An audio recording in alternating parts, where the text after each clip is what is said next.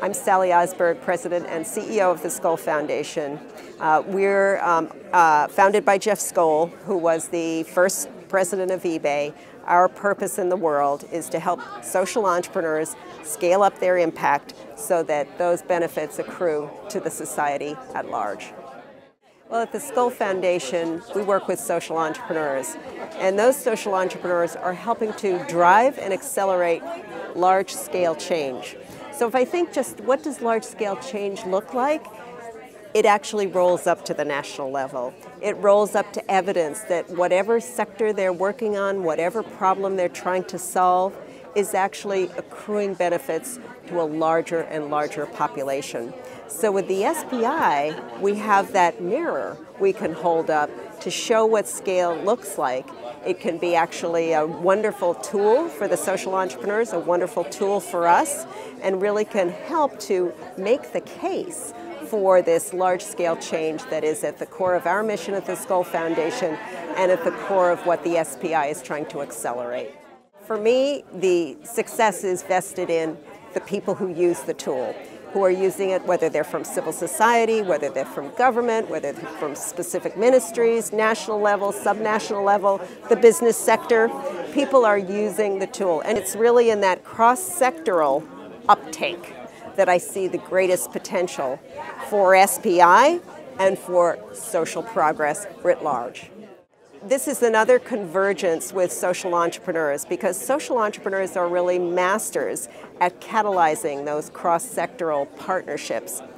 Case in point, an organization with which we work quite closely, Amazon, based in Brazil, uses satellite technology to monitor real-time deforestation, works in partnership with policymakers, works in partnership with the media, and now is working in partnership with business too to develop the sustainable agricultural and cattle ranching practices that actually make possible a far more efficient way to develop the commodity,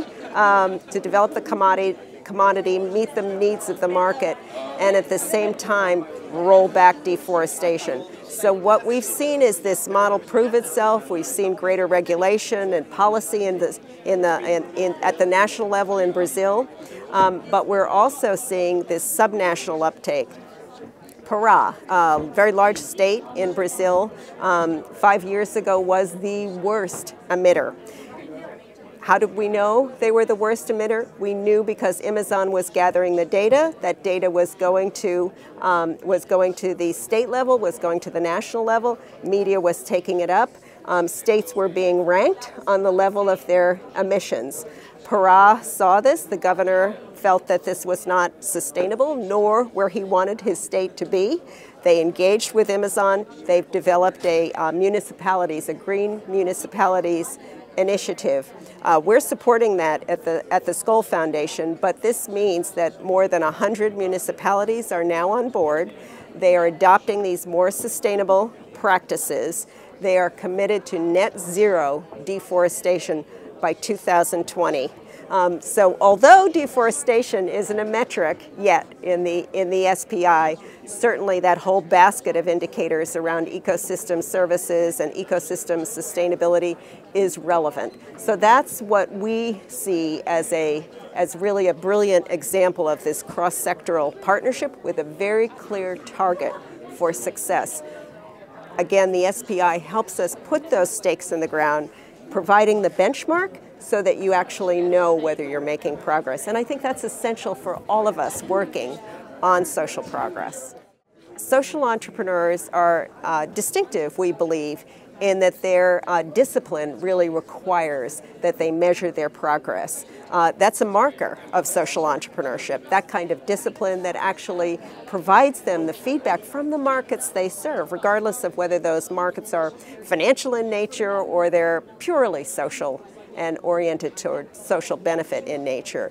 But that discipline is actually a second nature to social entrepreneurs. We also see this larger trend in the, across the whole investment spectrum, whether again it's a market-based investment looking for social benefit as well as financial return, or it's a purely social benefit investment not really ready or appropriate for market investment. And we see growing interest and growing awareness that if you don't actually have the evidence of your progress, you can't be effective. I think everybody has a vested interest in the improvement of society.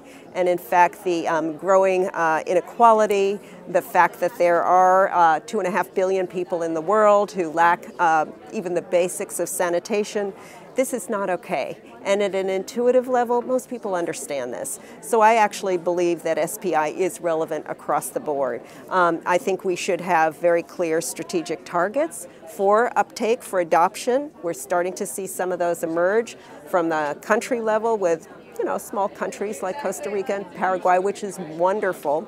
We'll probably see some subnational uptake in the larger economies. And then corporates can use it as well.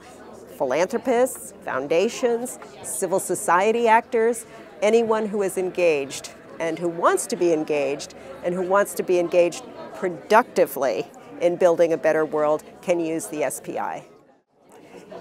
SPI is a potential game changer.